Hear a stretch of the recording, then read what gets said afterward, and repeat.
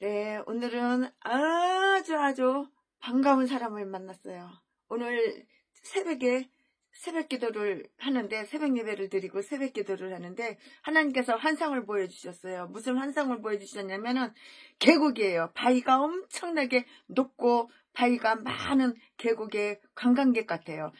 관광지 같아요. 거기에 사람들이 많이 이렇게 관광하시는 분들이 왔다 갔다 하는데, 그 바위 틈에 바위에 수박이 그냥 이따만한 수박들이 그냥 새파랗게 맛있게 있는데, 그 바위에 절반은 심어져 있고 절반은 안 심어져 있는 거예요. 그러니 그거를 뺄 수가 없잖아요. 그러면 수박이 끊어지잖아요. 근데 저 바위 밑에 보니까는 바위 틈에서 이렇게 수박이 찌그러진 게 있더라고요. 그 수박하고 또 거기서 조금 몇 발자국 더 가니까는 커다란 물고기가 있더라고요.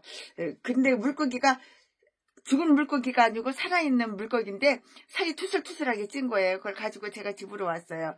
그래가지고 환상이 그게 보여가지고 야, 오늘 하나님께서 왜 새벽에 새벽 3시 30분에 일어나가지고 새벽 4시부터 새벽 기도를 드리는데 왜 이런 걸 환상을 보여주시지? 오늘 무슨 일이 있나? 오늘 뭐 좋은 일이 있나? 그렇게 생각을 했는데 우와, 제가 오늘 이렇게 지나가는데 누가 나를 아는 척 하는 거예요. 반갑게 아는 척 하는 거예요. 그래서 보니까는 한 10년 전에 최순애하고 아주 조금 가깝게 지냈던 분이 거기 계시는 거예요. 그래서 얼마나 반가운지 서로 전화번호를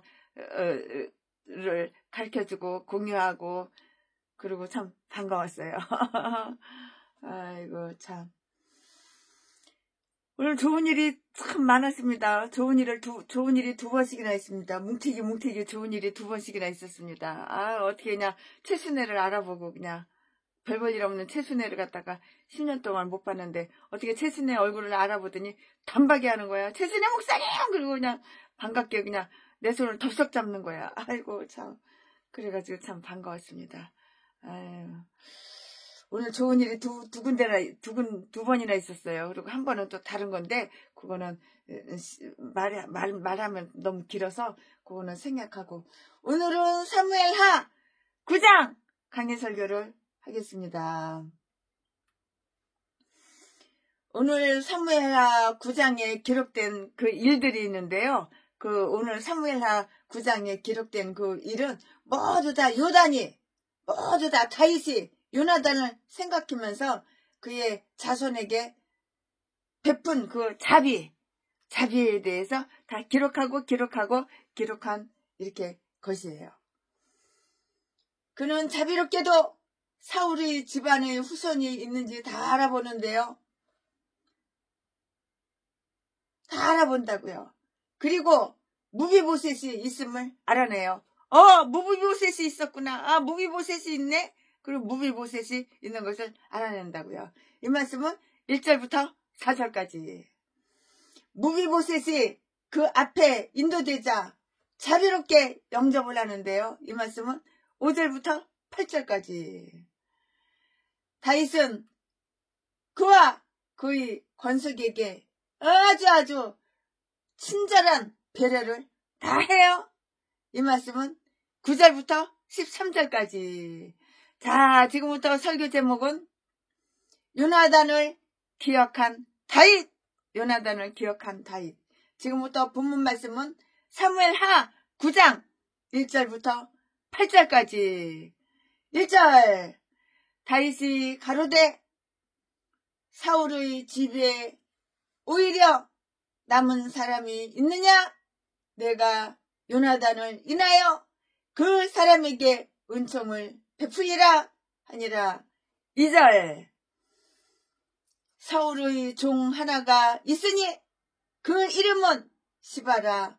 저를 다윗의 앞으로 부르매 왕이 저에게 묻되 내가 시바냐? 가로되 종이 그렇소이다. 3절. 왕이 가로되 사울의 집에 남은 사람이 없느냐? 내가 그 사람에게 하나님의 은총을 베풀고자 하노라. 시바가 왕께 고하되 요나단의 아들 하나가 있는데 쩔뚝발이니라. 4절. 왕이 저에게 묻되 그가 어디 있느냐? 시바가 왕에게 고하되 로드발 암미엘의 아들 마갈의 집에 있나이다. 5절 다윗 왕이 사람을 보내어 로드발 암미엘의 아들 마길의 집에서 저를 데려오니 6절 사울의 손자 요나단의 아들 무비보셋이 다윗에게 나와서 엎드려 절하매 다윗이 가로되 무비보셋이여 하니 대답하되 주의 종이 여기 있나이다. 7절 다윗이 가로되 무서워 말라. 내가 반드시 내 아비 요나단을 인하여 내게 은총을 베풀리라. 내가 내 조부 사울의 밭을 다 내게 도로 주겠고 또 너는 항상 내 상에서 먹을지니라. 8절 저가 절하여 가로되 이 종이 무엇이간데 왕께서 죽은 개 같은 나를 돌보시나이까. 아멘. 지금 이거 본문 말씀입니다. 이 본문 말씀 가지고 오늘도 강의 설교를 하겠습니다. 네, 다윗은 사울의 폐가에 남은 자들이 있는지 꼼꼼하게 이렇게 이렇게 알아봐요. 이 말씀이 어디 있냐면 1절에 있는데요. 이것은 다윗이 왕위에 오른 훨씬 이후의 일이에요. 왜냐하면 사울이 죽을 당시는 무비보셋이 나이가 5살이었는데요. 이제는 그 아들을 보았기 때문이고요. 12절 말씀에 다윗은 너무나 오랫동안 요나단의 은혜를 잊고 있었어요. 그러나 마침내 생각이 난 것이라고요. 종종 우리가 해놓고 잊어버린 약속이 없는지 생각해 보는 일은 참 좋은 것이에요. 늦게라도 이 행함이 아주 안함보다는 훨씬 더 낫다고요. 바울이 우리에게 요약해준 다윗의 일생은 이렇다고요. 사도행전 13장 36절 말씀에 그는 하나님의 뜻을 따라서 자기 세대를 봉사했다고요. 즉 선한 행실을 자기의 본분으로 삼는 사람이었고요. 이제 그 신뢰를 한번 찾아볼까요? 그는 선을 행할 기회를 찾았어요. 그는 요나단의 자손들 중에 누군가가 도움을 요청하면 도와주리라는 그 마음만 먹고 있었어도 요나단에게 한 약속은 이행하는 것이라고 생각할 수 있었을 것이고요. 그러나 그는 먼저 그들을 찾았다고요. 1절 말씀에 그럴 만한 사람을 만나자 그에게 대해 자세하게 물었는데요. 사울의 집에 나는 남은 자가 없느냐? 내가 그에게 은혜를 베풀고자 하노라. 3절 말씀에 누구 없느냐? 이렇게 물어보는 거예요. 그러니까 내가 그에게 정의를 실행할 뿐만 아니라 민수기 5장 8절 친절을 베풀리라 또 이렇게 말을 했어요. 친절을 베푼다고요. 좋은 사람은 좋은 일할 기회를 찾는 법이고요. 관대한 자는 관대한 일을 이렇게 행하는데요. 이사야서 32장 8절에 기록이 되어 있죠. 우리가 은혜를 베풀어야 할 진짜 대상들은 일부러 물어보기 전에는 좀처럼 만날 수 없는 그런 사람들이에요. 만날 수가 없는 자들이에요. 가장 공고한 자가 소리도 지르지를 못해요. 소리도 못 지른다고요. 그는 사울의 집에 남은 자가 있는지를 물어보고요.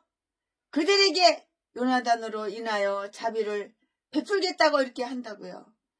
사울의 집에 남은 자가 있느냐? 사울에게는 식구가 많았었다고요. 이 말씀은 역대상 8장 33절에 있는데요. 나라 전역을 덮을만 했고요. 그러나 지금은 어느 누구도 보이지 않고요. 그러나 물어보아야 할 문제예요. 남은 자가 있느냐? 남은 자가 있어? 물어보는 거죠. 남은 자가 있느냐? 하나님의 섭리는 그 많던 식구들도 얼마나 쉽게 멸절시키는가를 한번 보라고요. 인간의 죄가 인간의 죄가 그렇게 바로 만든 것이에요. 인간의 죄가 바로 그렇게 만든 것이라고요. 네 인생이 왜 비스하고 쳤음에? 네가 하는 목회마다 다 쫄쫄이 나 말아먹어? 보증금 다 까먹고 월세 한 달치도 못 내? 너의 죄가 네가 너를 그렇게 만들어 놓은 거야. 전라도 개목사야. 그러나 지금은 어느 누구도 보이지 않고요. 그러나 물어보아야 할 문제이고요. 남은 자가 있느냐? 하나님의 섭리는 그 많던 식구들도 얼마나 쉽게 멸절시키는가를 한번 보자고요. 인간의 죄가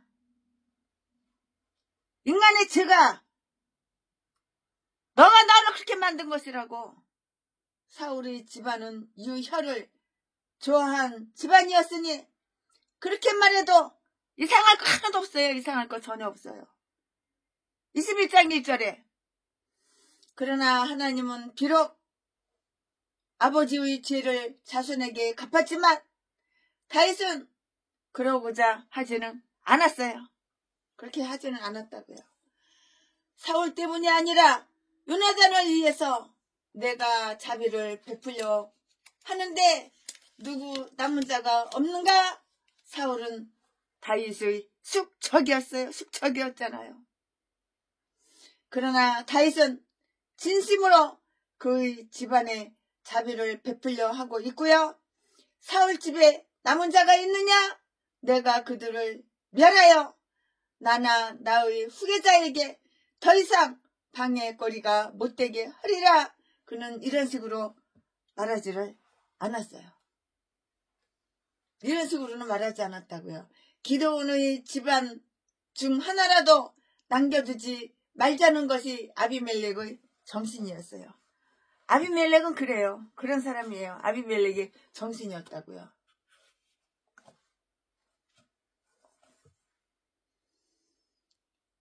기드온 집안 중 하나라도 남겨주지 말라는 것이 아비멜렉의 정신이었다고요. 이사야서 9장 5절 말씀에 그리고 왕손은 한 사람이라도 씨를 남기지 말아야 한다는 것이 아비아달의 정신이었고요. 역대하 22장 10절 11절 말씀에 그들은 정권 찬탈자들이었는데요. 다윗은 그럴 필요가 하나도 없었어요. 다윗은 그럴 필요가 없는 거예요. 그는 사울의 집안에 자비를 베풀려 했는데요. 하나님을 신뢰하고 있었고요. 또 그들이 자기에게 어떤 일을 하든지 두려워하지 않고 있었기 때문일 뿐만이 아니고요. 다윗은 마음 바탕이 자비로워서 그들이 자기에게 한 일을 용서하고 있었기 때문이고요. 우리에게 피해나 불의를 행한 자가 있다면 우리는 그들과 그들의 자손에게 기회가 주어진다면 기회가 있다면 자비를 베풀겠다는 그 각오를 보임으로써 그들을 용서했다는 아주 정직한 자세를 입증해야 하는 것이에요. 우리 자신이 그들을 복수하지 말아야 될 것은 물론이고요. 사랑하고 선을 행해 주어야 한다고요. 마태복음 5장 44절에 우리에게 피해를 준 사람에게는 1분의 동정도 베풀 수 없다고 물러나서는 안 되는데요. 이것이 악을 이기는 길이에요. 이게 바로 악을 이기는 길이에요. 또 필요할 때면 우리가 자비를 잊게 되는 길이기도 하고요. 요나단은 다윗의 아주 절친한 친구인데요. 그러므로 그의 집안의 자비를 보이려 했고요. 이것은 바로 교훈이라고요. 교훈. 교훈을 한다고요. 이것은 교훈한다고요. 우리는 약속을 기억해야 하는 거예요. 약속한 것은 상대방이 요구하지 않더라도 의식적으로 이행해야만 하는데요. 하나님이 우리에게 신실하시니 우리도 피차에 불순한 행위를 말아야 하는 거예요. 우정, 친구들 우정, 옛 우정을 기억해야 하고요. 친구 그리고 그들이 권속들에게 자비를 베푸는 일은 우리의 거룩한 신앙의 규율인 것이에요. 친구를 가진 자는 먼저 우애를 보여야 하고요. 잠언 18장 24절 말씀에 기록이 다 되어 있어요. 섭리자께서 우리를 출세시켜 주시고요. 우리의 친구와 그 집안은 망하게 했더라도 이전의 친분을 잊어서는 안 되는 거예요. 잊지는 말아야지 짜자자자자자. 오히려 그들에게 친절을 베풀 수 있는 좋은 기회로 생각해야 하는데요. 그런 때는 친구들은 우리의 도움을 절실히 요청하는 때고요. 우리는 그들을 도울 수 있는 최적의 기회에 있는 것이라고요. 이처럼 사랑을 지속하려는 엄숙한 우정의 명약은 없다고 하더라도 공궁에 있는 자는 친구에게서 도움을 받아야 된다고 이렇게 했어요. 요한복음 6장 14절 말씀에 형제는 공궁한 때를 위해 태어났느니라. 우정은 우리에게 사랑을 주던 자들이 우리보다 먼저 그 식구와 이름과 후손을 남기고 갔을 경우 그들을 보살피고 친절을 베풀어야 할 그 의무를 다 이렇게 말을 해주는 것이에요. 다윗은 그들에게 베풀기로 약속했던 자비를 하나님의 그 자비라고 이렇게 칭했어요. 그것은 큰 자비일 뿐만이 아니고요. 하나님을 증인으로 하고요. 다윗과 요나단이 했던 계약의 이행에 의해서 자비이기도 한 것이에요. 사무엘상 20장 42절에 그렇게 기록이 되어 있죠. 하나님의 모범을 따르는 자비인데요. 우리도 하나님처럼 자비로워야 되고요. 하나님은 자기를 노엽게 한 자들을 살려두신다고요. 우리도 바로 그리 해야만 하는 것이에요. 요나단이 다윗에게 요구했던 것은 이것인데요. 사무엘상 20장 16절 15절 말씀에 여호와의 인자를 내게 베풀어서 나로 죽지 않게 할 뿐만이 아니라 나의 자손에게도 그리하라. 하나님의 자비란 사람이 보통으로 사람에게서 기대할 수는 그 이상의 자비라고요. 그것은 경건에 의한 자비고요. 하나님을 생각하고 행하는 자비이고요. 우리 영광과 은총을 생각하여 하는 자비라고요.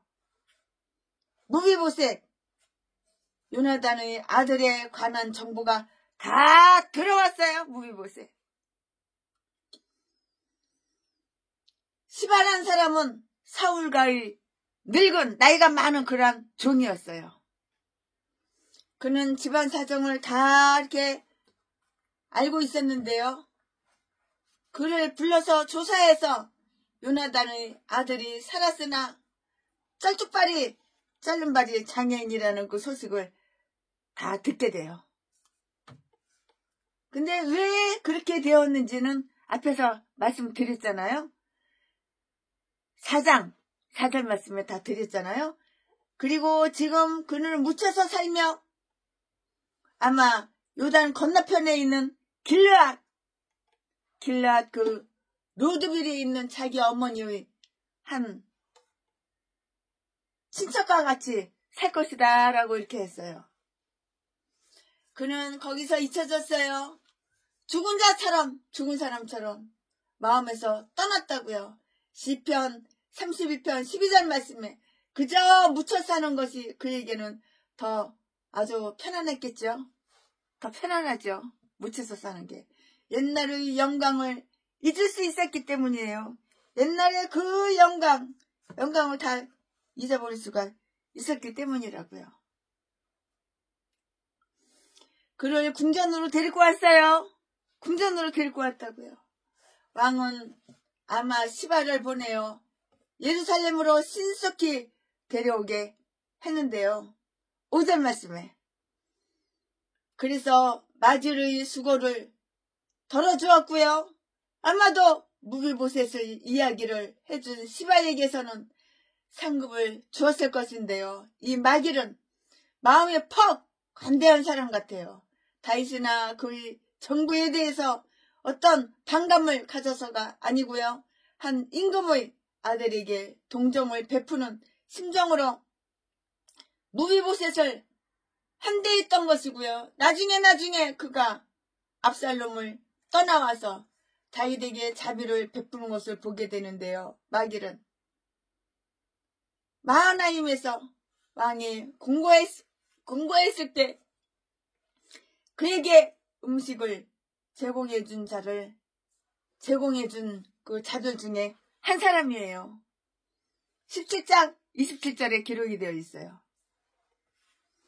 그러나 다윗이 그에게서 무비보셋을 데려오라 했을 때는 자기가 마길에서도 아마도 그때의 무비보셋에게 자비를 베푼 것을 생각하여서 마길은 더 즐거운 마음으로 다윗을 도왔을 것이다 이렇게 생각이 들어요. 당연하죠. 더 즐거운 마음으로 다윗을 도왔죠. 그러므로 주는데 너그러워야 하는 거예요. 받으려고 하지 말고 주려고 주는데 너그러워야 되는 거야. 최순애도 이번에 실신해가지고 쓰러지면 기억 전혀 못해. 어저께 CT도 찍고 그저께는 초음파도 찍고 뇌파 검사도 하고 하루에 검사비만 100만 원이야 100만 원. 지금 3일 동안 병원비 나간 것만 해도 300만 원이 넘어서 500만 원이 돼. 뭐가 이렇게 검사가 많은지. 어저께 CT 찍은 거 하고 그 뇌파 검사한 거 뭐 이것저것 다 검사한 거는 이제 20일 날인가 22일 날인가 그때 결과가 나오는데 결과는 모르겠어요. 근데 아무 이상이 없을 것이라 그렇게 생각이 들어요. 근데 왜 쓰러졌지? 이상이 없는데? 왜 최순애가 왜 까무러치고 왜 쓰러지고 왜 실신했지? 기억이 전혀 없어. 3일 동안 기억력이 없었어. 나중에 그가 압살롬을 떠나와서 다윗에게 자비를 베푸는 그래서 다 최순애가 쓰러져가지고 기억력이 없어서 내가 언제 죽을지 모르니까 이거 안 되겠다 싶어가지고 통장을 다 팍팍팍팍 털어보고 긁어보니까 26억 5천만 원 있는 거야. 그래가지고 그동안 최순애한테 대책장부 신청한 분 다 드렸는데 안 드린 분 다시 돈이 없어서 안 드린 것이 아니라 조건이 맞지 않아서 1년에 한 번 전화해주지 않고 최순애를 강사로 추천하지도 않고 그런 분들 조건이 안 맞아서 그랬던 분 그래도 다 전화해가지고 오라고 그래가지고 다 털어서 싹 줬어. 1억짜리 달러 남은 것도 라면 박스로 가득 있는 거 다 라면 박스로 가득 조금 못되게 다 조금 넘게 다 나눠주고 하다못해 다이아몬드 금반지까지 싹 다 털어준 거야. 이렇게 줄 때는 자비롭게 너그럽게 줘야 되는 거야. 받으려고 생각하지 말고 주려고 생각해야 되는 거야. 그러므로 주는데 너그러워야 하는 거예요. 너그럽고 아까워서 발발발발 떨지 말고 너그럽게 다 줘야 된다고요. 언제 우리 자신이 공궁에 빠질지 아무도 모르기 때문이에요. 어떤 분이 이렇게 말씀하셔요. 찌째명 거기는 찢지 말아주세요. 도련님 거기는 찢지 말아주세요. 진짜 얼마나 웃기는지. 제가 그분 만나면은 용돈을 두둑하게 드릴 거예요. 두둑하게. 지금은 돈이 없어요. 돈 탈탈탈탈 털어서 다 줬기 때문에. 하지만 건물 팔면은 또 몇십억 나와요. 올해는 안 팔어. 내년에 팔 거야.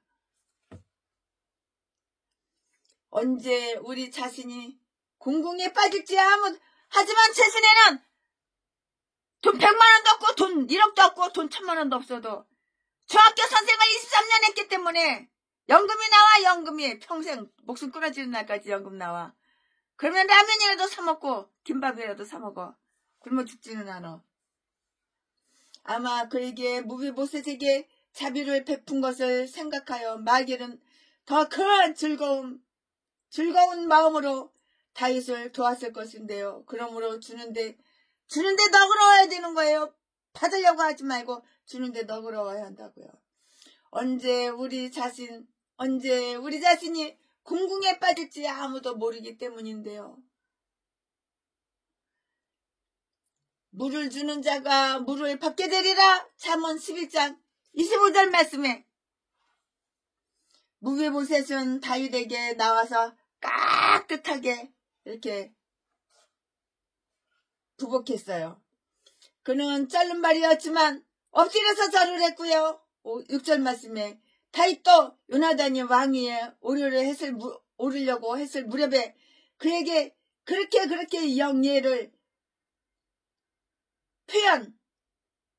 표현했다고요. 사무엘상 20장 41절에 그가 요나단에게 3번씩이나 절을 하니라. 이렇게 써 있잖아요. 기록되어 있잖아요. 그리고 이제는 사태가 완전히 역전이 되니까는 무비보셋이 다윗에게 그렇게 절을 한 것이에요. 낮은 자리에 있을 때에 경의를 이렇게 표한 자들은 자기들이 높은 자리에 있게 되면 경의를 받게 될 것이 분명해요. 왜 그러냐고? 심은 대로 거두잖아. 내가 뿌린 대로 그렇게 받잖아. 내가 뿌린 대로 거두고 내가 심은 대로 그대로 받으니까 그러는 거야. 전라도 개목사는 심은 거는 1원짜리 하나 100원짜리 하나 없고 받기만 하려고 뽑아 쓰기만 하려고 1000번이고 10,000번이고 받아 처먹기만 하니까 저주받아서 눈깔 맞으면은 나 어려워 나 힘들어 니 돈 내꺼 니 재산 내꺼 동양 아픈 줍시오 우와 뭔 개소리 지저대지. 전라도 똥개들 공산당이나 사랑하고 공산주의나 사랑하고 오늘 전라도 사람들이 참 많이 모였어요. 전라도 사람들만 한 500명 모였어요. 그리고 경상도 사람들도 조금 모였어요. 근데 거기서 오늘 대표 기도를 최순애를 시키는 거예요. 최순애 목사님 나와서 대표 기도하라고. 대표 기도하는데 나도 모르게 이게 뭔지 모르겠지만 나도 모르게 내 입에서 전라도 개쌍 것들 이재명 빨갱이 간첩새끼 문재인 빨갱이 간첩새끼만 사랑하는 이 개쌍 것들 심판하여 주시옵소서. 그러니까 경상도 사람들은 아멘 하고 전라도 인간들은 아가리 다물고 가만히 있더라고. 그러거나 말거나. 그러고 나서 내 기도 끝나고 그리고 거기서 저는 빠져나왔죠. 빠져나와가지고 바로 우리 집으로 왔죠. 다윗은 온갖 정성을 다해서 그를 맞았어요. 최순애한테는 보디가드가 있잖아요. 최순애를 안내해주고 차 태워주고 데려다주고 데리고 오고. 최순애한테는 경호원이 있잖아요. 경호원. 다윗은 온갖 정성을 다해서 그를 맞았다고요. 그러나 놀랍고 반가운 표정으로 이렇게 말을 했어요. 무비보셋! 그 사람이 살아있었구나. 무비보셋! 무비보셋이 살아있었구나. 무비보셋 그 사람은 살아있었구나. 쩔뚝발이. 무비보셋 살아있었구나. 속으로는 쩔뚝발이 했겠지만 겉으로는 쩔뚝발이 안 했겠지. 쩔뚝발이라고 말하면 그 실례지. 겉으로 그렇게 말하면. 그 사람은 살아있었구나. 그는 무비보셋의 이름을 기억하고 있었으리라. 그가 태어날 때쯤에는 요나단과 아주 친했기 때문이었어요. 다윗은 그에게 두려워하지 말라고 했고요. 두려워하지 마. 두려워 말라. 7절에 다윗의 시선이 그에게 단혹함을 준 것 같은데요. 그래서 그는 무비보셋에게 어떤 나쁜 마음을 품고 있는 것이 아니고 그에게 자비를 베풀려고 부르러 보냈다는 점을 이야기해 주었을 것이라고요. 이거 맞는 말이죠. 높은 사람은 자기 하급자들이 벌벌벌 떨고 있는 것을 보고 좋아해서는 이거는 안 되는 거예요. 사람이 겸손해야지. 높은 자리에 있을수록 겸손해야지. 그래서 그는 무비보셋에게 어떤 나쁜 마음을 품고 있는 것이 아니고요. 그에게 자비를 베풀려고 부르려고 이렇게 보냈다는 점을 이야기해 주었다고요. 높은 사람은 자기 하급자들이 벌벌벌 떨고 있는 것을 보고 좋아해서는 절대 안 되고요. 이래하신 하나님도 그러하지 않으시기 때문이고요. 하급자들을 오히려 격려해 주어야 한다고요. 다윗은 왕권의 이름으로 그의 아버지 사울의 모든 땅, 곧 그의 아버지의 재산을 다 돌려주었는데요. 그 당시에 그 재산은 이스보셋의 반란으로 빼앗기고 말았던 것이었고요. 그것은 그에게 말로만의 그 자비가 아니라 현실적인 은총이었다고요. 이토록 그를 부양할 만한 충분한 재산을 죽어도 요나단으로 인하여 아마 그의 얼굴이 유난히 요나단을 닮았을 것이에요. 요나단을 닮았을 것이다 그렇게 생각이 드는데요. 진짜 요나단은 닮았어요. 항상 자기 식탁에 같이 있도록 하겠다고 했고요. 그것도 닮았잖아요. 그렇게 말했는데 닮았잖아요. 거기서는 잘 먹을 수 있을 뿐만이 아니라 자기의 지체에 맞는 동료들을 가지게도 되고요. 비록 무비보셋이 쩔뚝발이라기보다는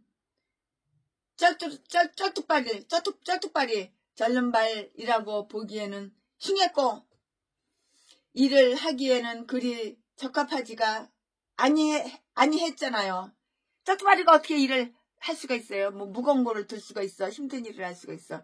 일을 못하죠. 적합하지가 않죠. 일하기에는. 일 부려먹기에는 적합하지 않았죠. 일하기에는. 그의 훌륭한 아버지를 생각해서 그러나 다윗은 그를 자기 식구처럼 이렇게 대한 거예요. 그러니까 얼마나 이 다윗이 겸손해. 무비보셋 쩔뚝발이를 갖다가 다윗하고 같이 한 밥상에서 밥 먹게 만들고 자기 집에서 자기 살게 해주니 이렇게 이런 은혜가 어딨어.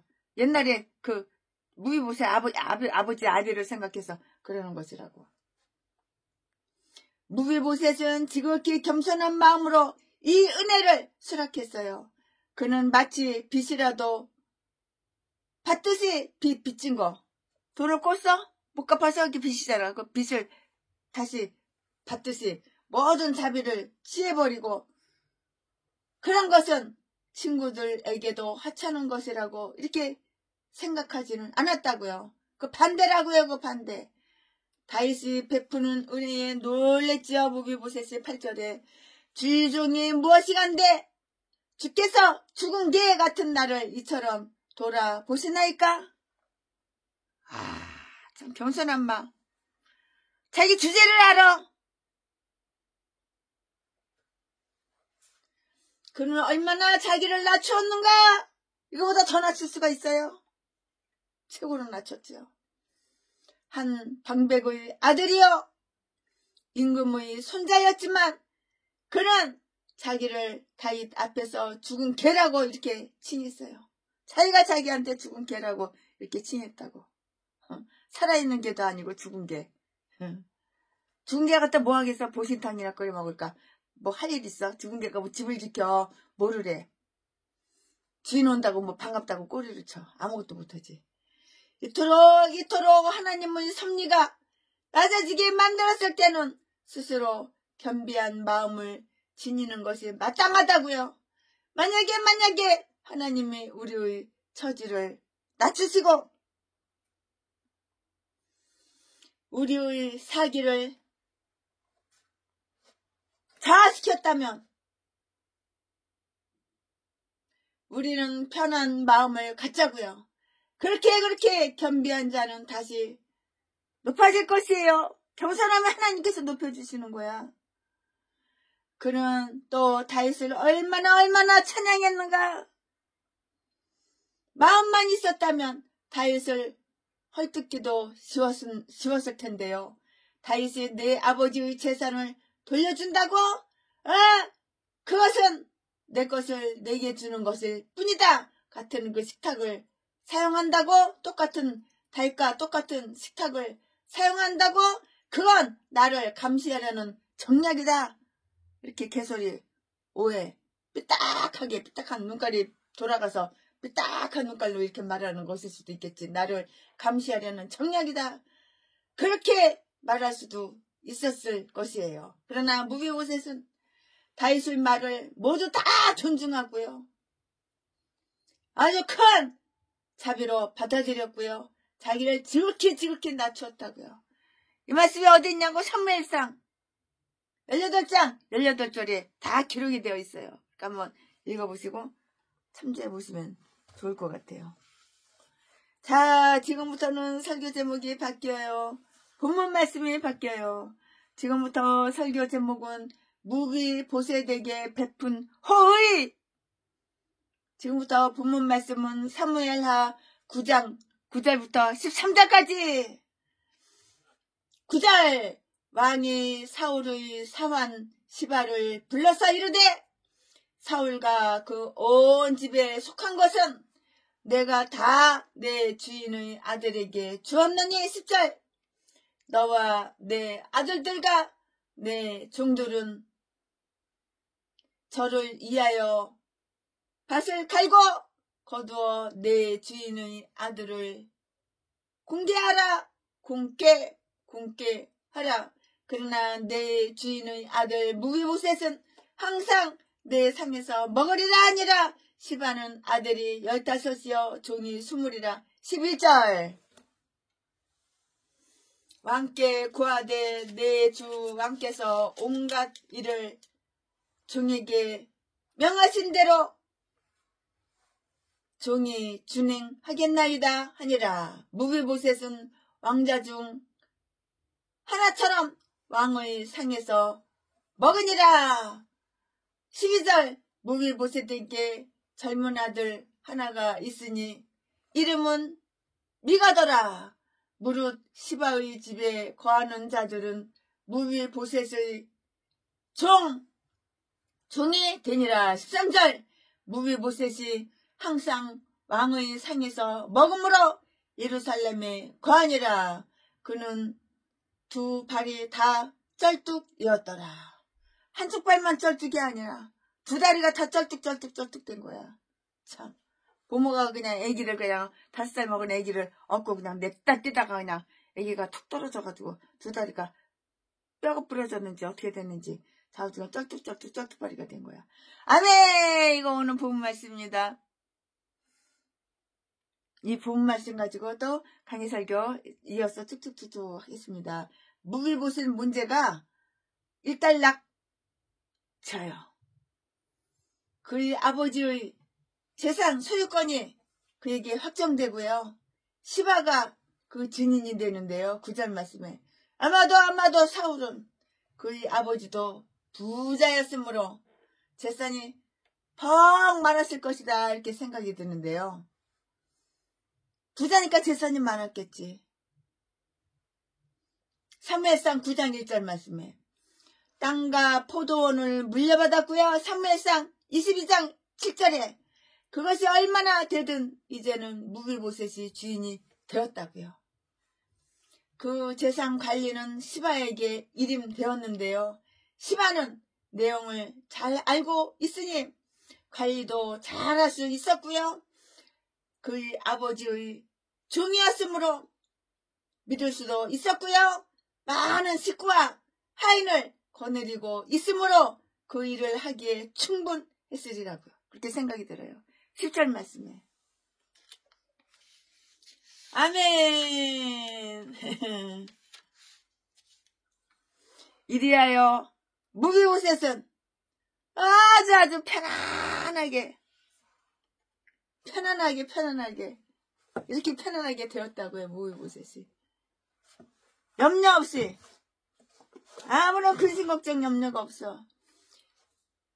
염려 없이 많은 재산을 누린 거예요. 지 아버지가 죽었으니까 그 재산이 누구 거겠어. 그리고 수입은 많으나 지출의 필요가 별로 없었어요. 뭐 지출할 필요가 없는 거예요. 다윗의 식탁에서 식사를 했기 때문이에요. 그 이유는. 그러나 다윗은 뭐 밥값을 받았겠어? 뭐 쌀값을 받았겠어? 그러나 그에게는 자기의 못 외에 자기 아들과 하인들을 위한 식량이 필요했던 것인데요. 시바의 아들들과 종들이 그의 수입원으로 살았을 것이고요.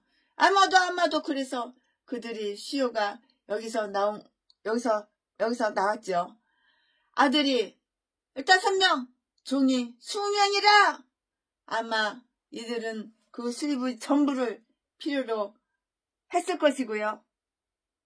재물이 늘면은 어때요? 먹는 자 입도 느는 거예요. 먹을 입도 느는 거예요. 재물이 늘면은 먹을 자도 느나니 주인이 자기가 쌓아둔 것을 눈으로 본들 낙이 무엇이랴?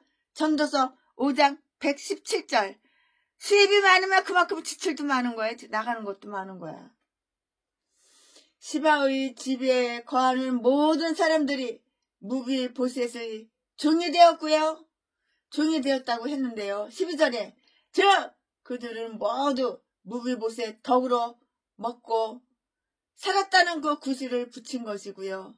유대인들의 속담이 있어요. 종을 많이 두면 그 도둑을 많이 둡니다. 종들이 다 훔쳐가. 우리 집에 좀 청소하고 정리 좀 해달라고 파출부 아줌마들 며칠 부르면 아마 금반지도 없어지고 돈 될 만한 거 은팔찌도 없어지고 그래. 돈을 여기다가 5만원짜리 500만원씩 뭉틱뭉틱 넣었는데 그것도 없어지고 그렇다고 해서 가져간 거 돈 내놓으라고 할 수도 없고 참 그럴 때가 있어요. 아마도 그래서 그들이 수요가 여기에 나온 것인데요. 아들이 15명, 종이 20명이요. 시바의 집에 거하는 모든 사람들이 무비보셋의 종이 되었다고 이렇게 말을 했는데요. 12절에 그들은 모두 무비보셋 덕으로 먹고 살잖아요. 누구 덕으로 먹고 살겠어? 무비보셋 덕으로 먹고 살지요. 무비보셋 덕으로 먹고 살았다고요. 그의 재산의 기생충이야 기생충. 그의 재산의 기생충들이라고. 그러면서 그와 그의 일을 돕는다는 구실을 붙인 것인데요. 유대인들이 속담이 있어요. 종을 많이 두면 곧 도둑을 많이 둡니다. 이게 바로 유대인들의 속담이야. 종이 많으면 도둑이 많다 이거야. 종들이 다 훔쳐갖고 다 먹어쳐버리니까. 시바는 이제 기뻤어요. 그는 재물을 사랑했기 때문이고요. 왕이 명령한 대로 주의 종이 다 행하리이다. 11절 11절 말씀에 이제 다윗은 그리스도 곧 그의 주 아들 뿌리어 자손인 자의고 한 예표이므로 무비보셋에게 자비를 베풀어 우리 구주 하나님께서 타락한 인간들에게 베푸시는 자비와 사랑을 예시하고 증시하였다고요. 이 은혜는 다윗이 요나단에게 대해 의무를 이행했듯이 그렇게 의무감에서 나온 것이 아닌데요. 사람은 하나님께 반역한 죄수들이고요. 사울의 집과 같이 그를 배신한 형벌을 받고 있으며 타락으로 인해서 쩔른발이와 쓸모없는 자가 되었다고요. 맞잖아요. 당연한 말이잖아요. 사실대로 말해야죠. 성경에 사실대로 말해야죠. 하나님의 아들은 이 타락한 인종을 불러서 찾으시며 요구하시기도 전에 그들을 먼저 구하러 오시는 거예요. 그에게 부복하여 자기를 맡기는 자들은 잃어버렸던 유산을 도로 찾아주실 것이고요. 아담이 잃어버린 아담이 잃어버린 것 그 이상을 더 좋은 낙원을 물려줄 것이고요. 그리고 그 식탁에 자녀들과 더불어 앉게 될 것이고요. 하늘의 음식으로 즐기게 되리라 이렇게 말씀하셨는데요. 주여 인간이 무엇이 간데 이토록 높이시나이까. 주여 인간이 무엇이 간데 이토록 높이시나이까. 주여 최순애 목사가 뭔데 이 인간을 죽이지 않고 살려두시나이까. 어저께 CT 찍었어요. 그저께는 심장 초음파, 어저께는 심장 CT 찍었어요. 뇌파 검사도 하고 머리서부터 그냥 다 이것저것 다 검사도 하루에 100만원 꼴이에요. 아멘. 최순애 목사가 사무엘하 9장 강해설교 준비한 것은 여기까지가 끝입니다. 아멘. 날 구원하신 주 감사, 모든 걸 주신 감사, 지난 추억이네 감사, 주 내 곁에 계시네, 향기로 봄철에 감사, 외로운 가을날 감사, 외로운 가을날 감사, 사라진 눈물도 감사, 나의 영혼 평안해, 응답하신 기도 감사, 거절하신 것 감사, 헤쳐나온 풍랑 감사, 모든 것 지우시네, 아픔과 기쁨도 감사, 절망 중 이루 감사, 증량보 달 은혜 감사, 그 신사랑 감사해, 길가에 장미꽃 감사, 장미꽃 가시 감사,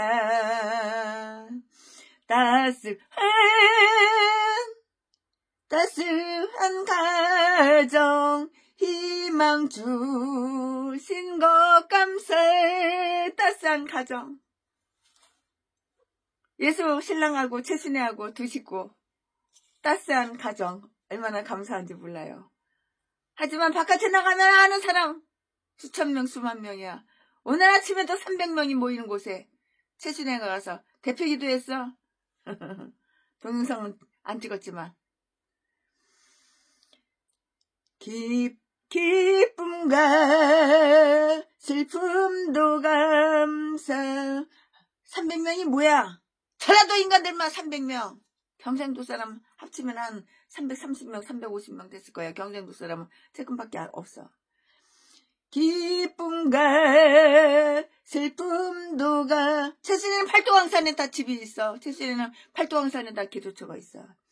기쁨과 슬픔도 감사, 하늘 평안을 감사, 내일의 희망을 감사, 영원토록 감사해. 아멘 아멘. 감사합니다.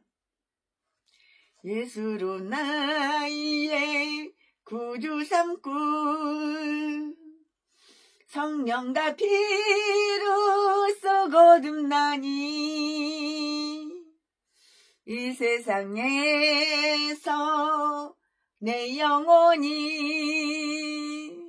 하늘의 영광 누리도다.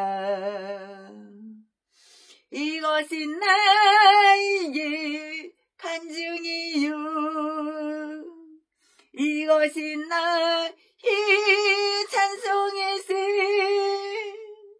나 사는 동안 끊임없이 구주를 찬송하리로다. 아멘. 최순애 목사가 사무엘하 9장 준비한 것은 여기까지가 끝입니다. 사랑합니다. 존경합니다. 이제 지금부터는 또한 우리 성도님들, 권사님들 모시고 보리밥집에 모시고 가서 식사를 하겠습니다. 사람 많지는 않아요. 한 100분 정도 모시고 갈 겁니다. 사랑합니다.